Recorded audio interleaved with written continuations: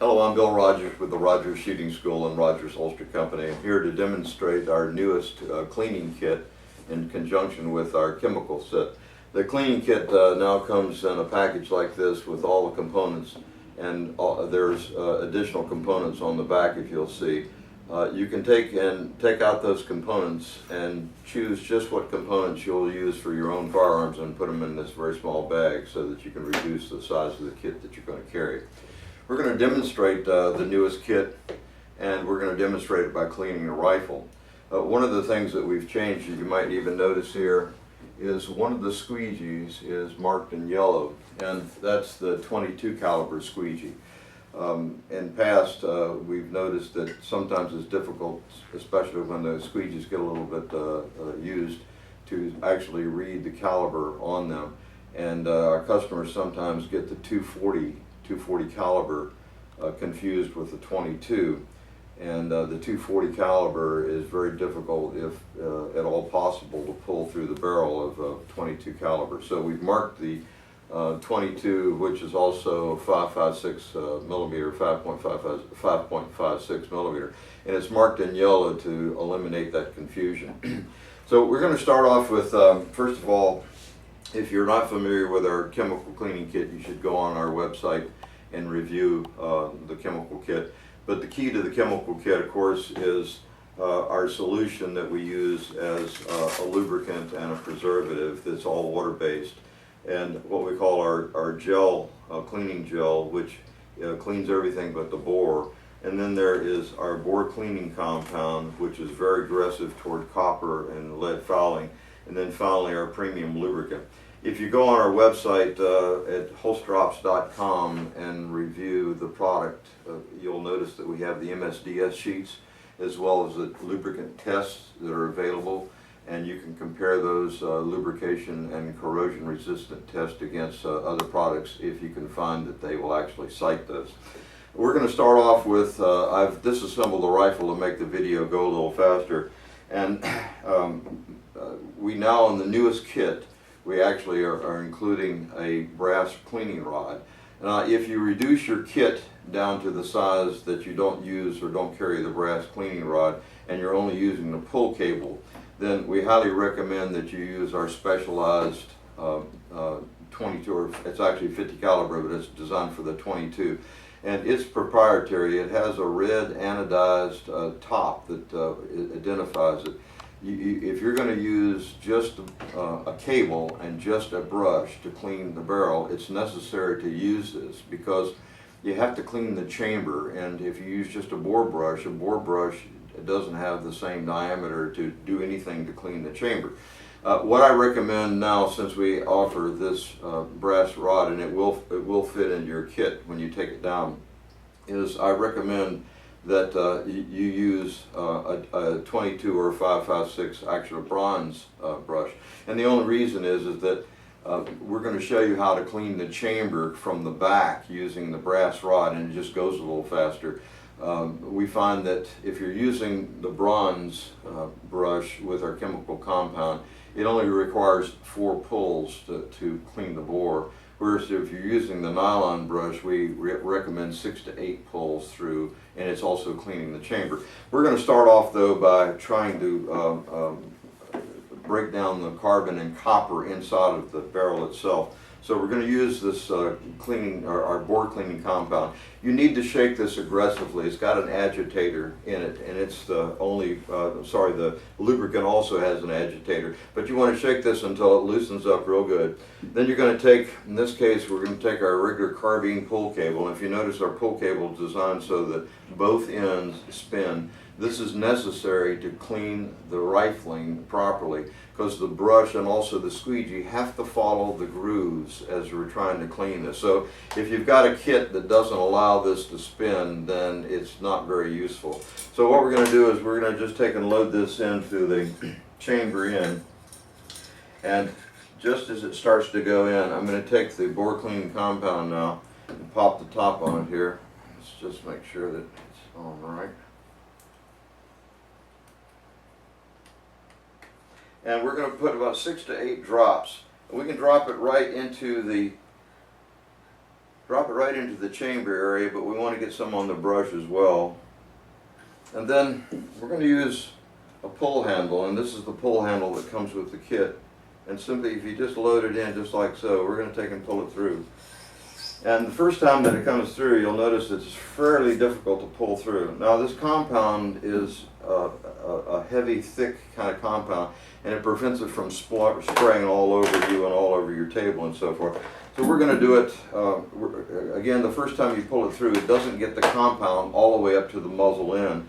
So again, we're going to drop it through. And we're going to take and load a little bit more of the product in and just put it right on the brush itself. And finally, we're going to take and use the pull cable. I find that after about the second or third pull, things break down enough that you can pull it through fairly easy. And sometimes even at the last time, I'll just take and pull it through by hand. But we're good. 2 more times. We'd like to do a total of 4. And that makes sure that we get the cleaning compound all the way up into the system. And sometimes I can just take and pull this in through by hand after the second or third time. And then last time we're going to take and put it in. And remember, you wouldn't try to pull it through without the pull cable at first because it's rather difficult. You're breaking down the carbon, you're breaking down powder residue. And so the last time we'll pull it through. Now, because we're using a bronze brush, one of the negatives to the bronze brush is that this compound is very aggressive toward copper. Well, the bronze brush has a copper content and it'll eat this brush up in a few minutes. So what is necessary is, this is just a spray bottle that has water and a little bit of soap, and I'm just going to take and rinse it off. If I don't, this brush will deteriorate in the next few minutes. It will first turn blue and then it just falls apart. So you need to necessarily save this. Now when you're using the nylon brush, you don't have to worry about that, but we're going to do this just in order to save our brush. The next thing we're going to do is we're going to take this bronze a brass rod, and also the brass rod, when we get some of this compound, it's necessary to clean it too. But the nylon brush is not affected by the compound. Now, we don't need the bore compound anymore because that's the aggressive compound that we use to break down the copper inside the bore. So we're going to go to the next compound here, which is our gel. And the gel is very aggressive toward breaking down powder residue. I'm going to close the dust cover here, and I'm just going to squirt a little bit inside. And there's a couple of brushes that are proprietary.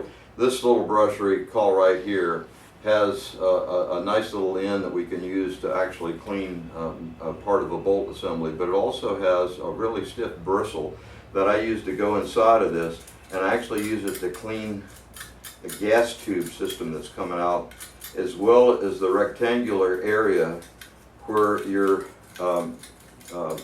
bolt carrying rod, your handle, your actuator handle fits in. So if you take and just rub this all in here, and again, we're just trying to spread this compound around.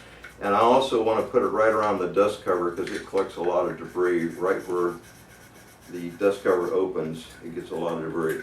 Now once I've got this in here, then I can set this brush aside, and I'm going to take this brush, which is an oversized brush. It's our actual 12 gauge nylon brush, and I'm going to put a little of the same compound on here, and I'm going to run it through, and it does a great job of cleaning where the bolt actually goes, and you can run it right up into where the locking lugs of the bolt is.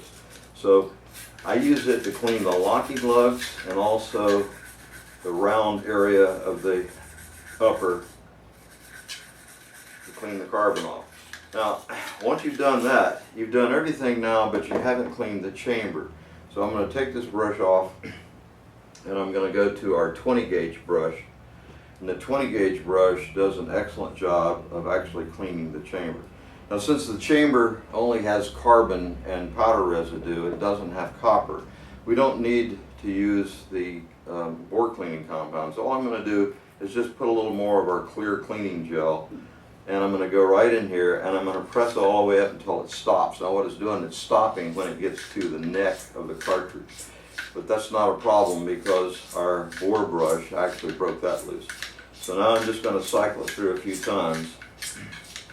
And once I've done that, we've now cleaned the chamber, and we've cleaned the locking lugs, and we've cleaned inside of the area where the bolt operates.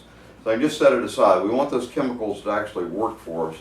Now I'm going to take and rinse this off just because I might have gotten some of the bore cleaning compound as I pushed it in there on that rod, and I don't want to attack the rod, so we're going to just knock that off. And now we're going to take and work on the bolt itself. So on the bolt itself, this same little brush that I just used a minute ago is an excellent size brush to take and clean inside of this area. So we can actually take and put a little more of our gel, and we can go in through both sides of this. And I like to turn it because I think I can break it loose a little better. So just push it in all the way until it stops and turn it. Remember, this is the area where the bolt actually rides inside the carrier. Going from this same side and do the same thing. You want to take and really clean that well because it builds up a lot of debris and carbon and burnt powder residue. Now once you've got that, we have one more brush that's fairly useful. You could actually, you can see what's coming off on my hands here. You can use this little brush at the other end, and it'll actually go in and clean inside the area where the actual firing pin will pass through, and the actual bolt tail will pass through. So we're going to just take and put a little extra compound on this, and we're going to run it through there. And you could also use, if you don't want to use this brush, you can use this same little brush here. It's called a 50 caliber brush, and you can use it on the brass rod. But just to make this go quickly, I'll just use this. So now we've done a pretty good job of cleaning that area. But what I want to do now is I want to take and clean where the gas tube comes in. And so again, there's a little proprietary brush right here that is just the right size. And again, I'm going to put a little compound on it. And I want to go inside that, and the way we do that is by twisting. So we just want to go in and twist that, and you make a good contact and clean out that gas tube area. And then the final area is right where the key goes in place. And again, the same little brush does a pretty good job of getting right into that key area. Okay, so at last I can just take this brush and put on some of this compound right on it. If you notice, I'm not worrying about gloves, because although this is very aggressive toward carbon and so forth, it's not as harmful for your hands. And I certainly wouldn't soak your hands in the product for a long length of time, but you can actually just take and put it on with using your hands. And now that I've got it all over the bolt, I can just set the bolt down.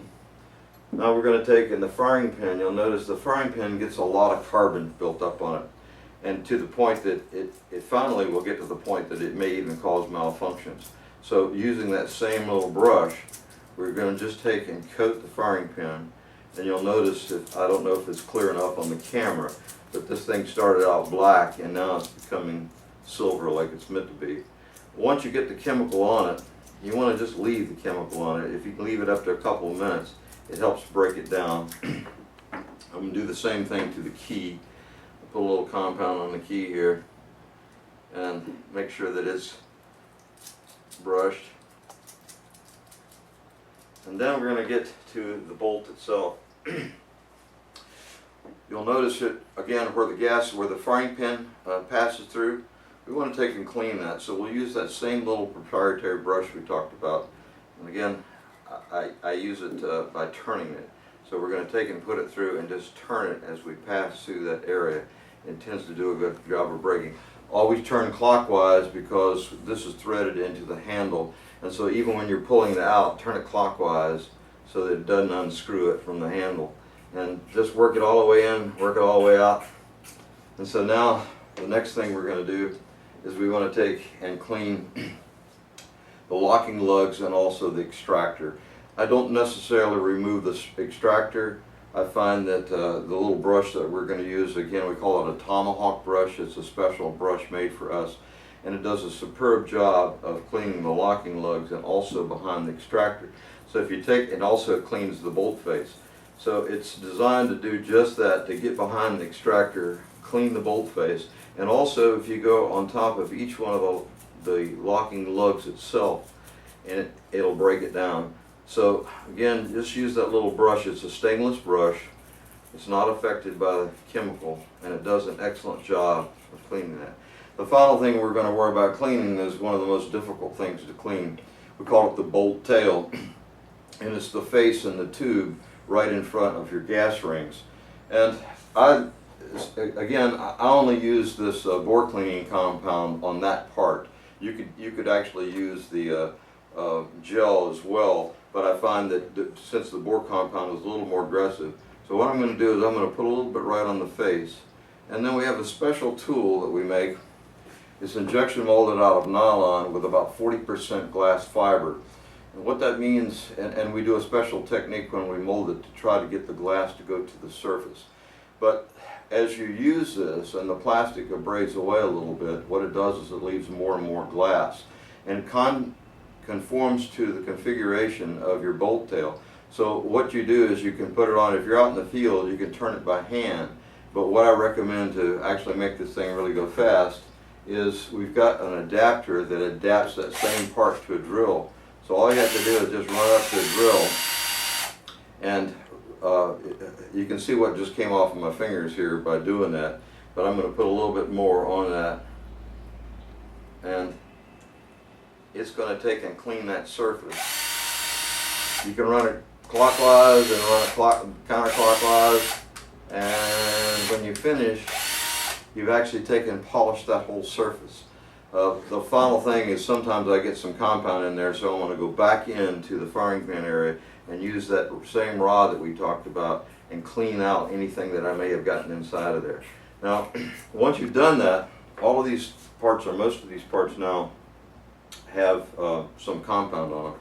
And I'm going to take the operating handle here, and I'm going to actually take and put a little material on it, and again, using our brush, I want to take and coat it all on here.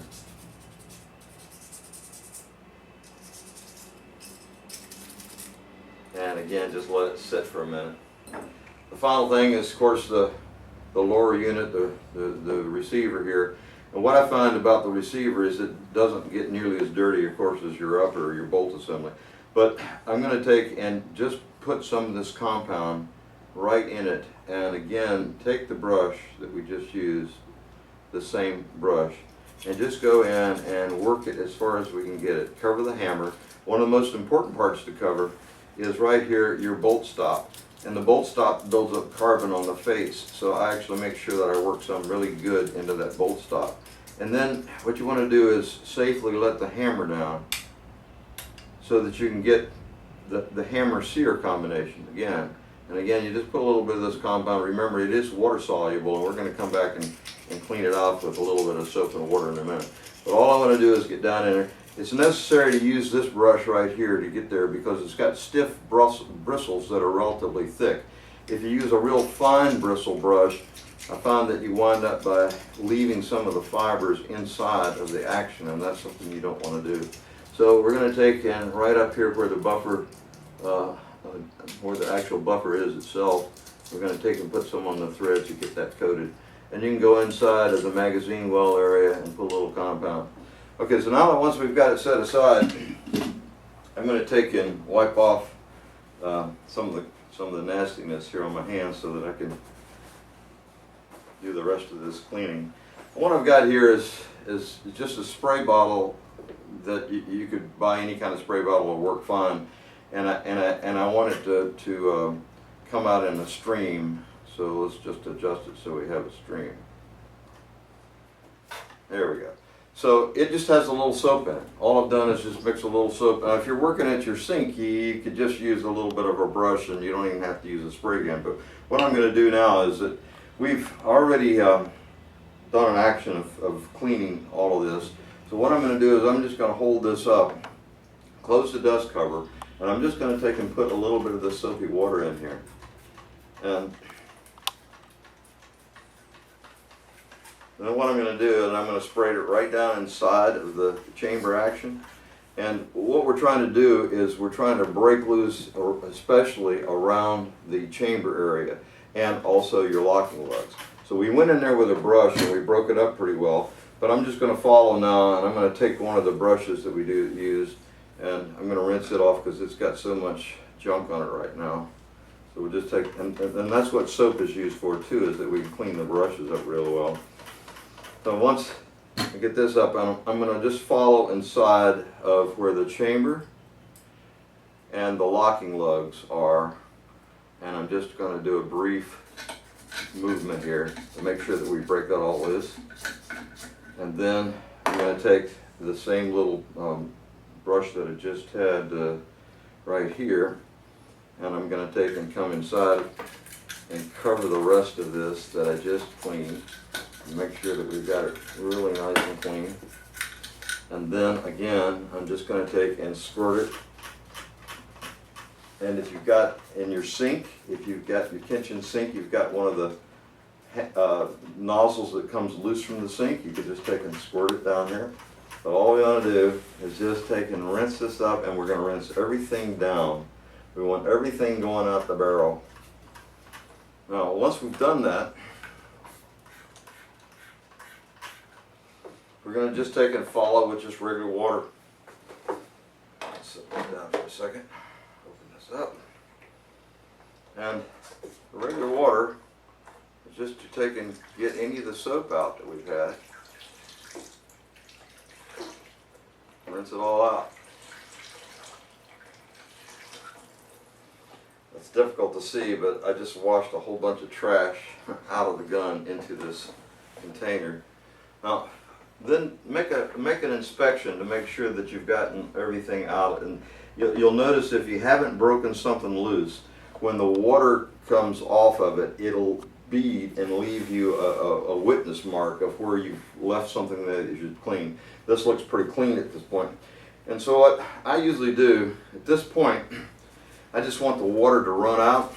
So I just take and use a trash can or something with a little bit of newspaper and just set it down. So now we're going to follow up with the bolt. And the same thing here, we're just going to take a little soap and we're going to rinse it off.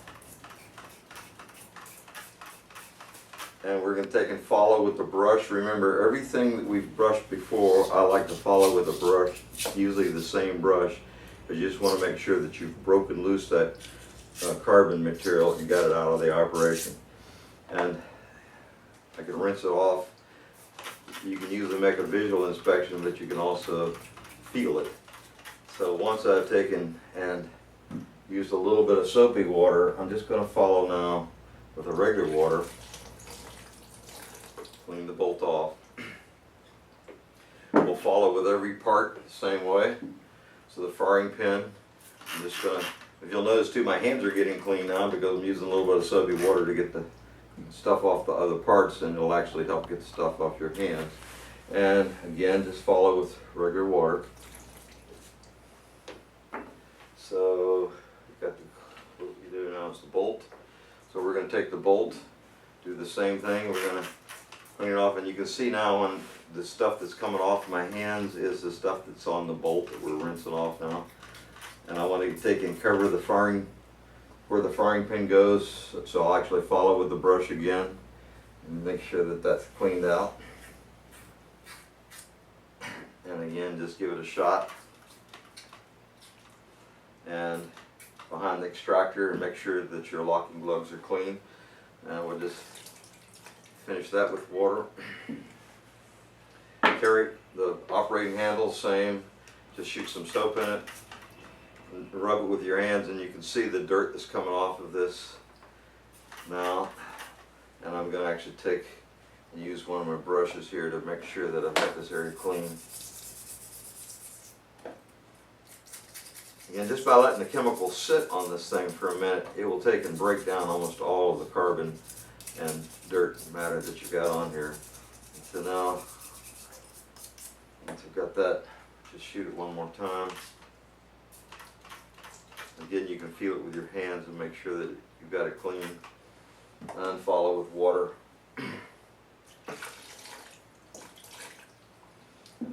obviously if you're using your sink, you're just flushing this stuff all down the sink, it's not a problem. We're going to now go into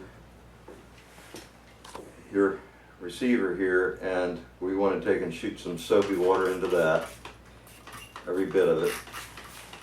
And you can get some pretty good pressure. You get almost 40 psi if you really crank down hard. And again, you're going to fall in with the same brush. Clean your brush in the soapy water. Go inside of here and clean everything that you cleaned before. Make sure to bring the hammer back. Make sure that you clean bolt stop so it is nice and clean. And obviously you want to clean the magazine well area and any of your pins, your takedown pins. Get those all clean and follow up again. A little bit of soap. Make sure you broke it loose. And then follow with water.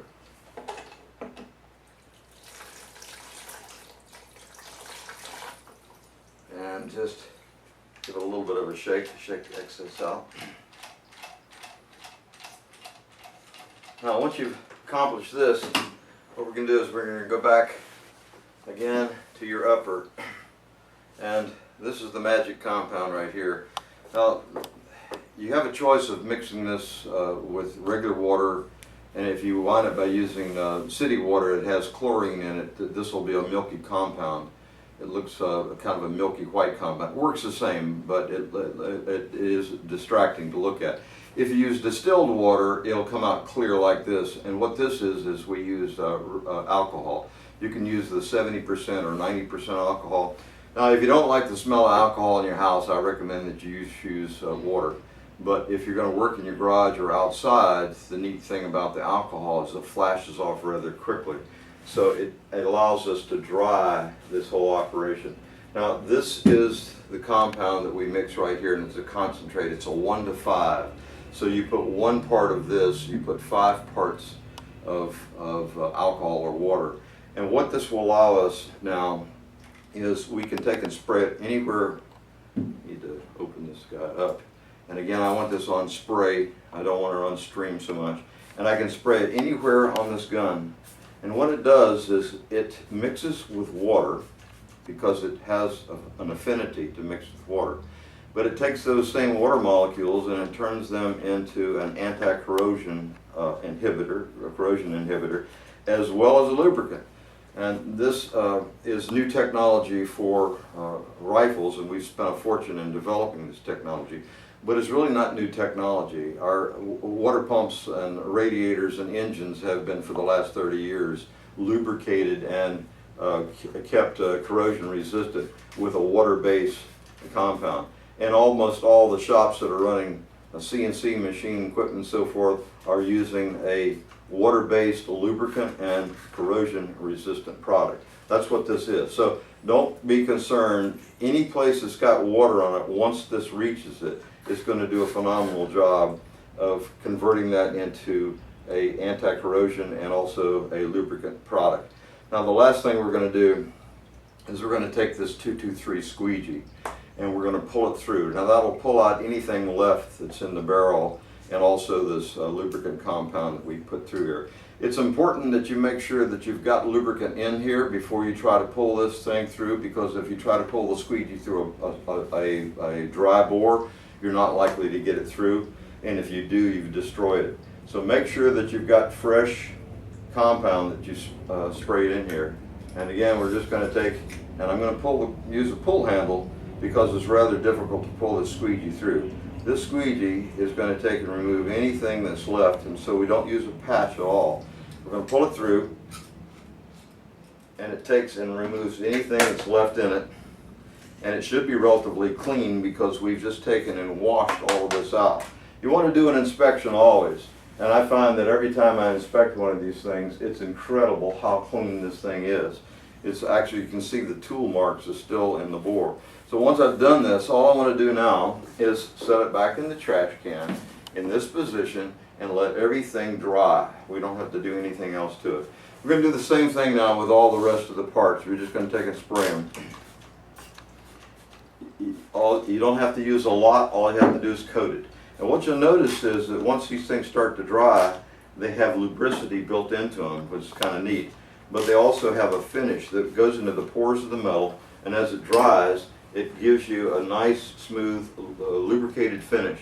Now, I typically, on my rifles, the only thing I usually wind up by lubricating is with our special premium lube, is I'll put a drop or so just on the takedown pins, and I'll put a drop inside right on the sear hammer connection.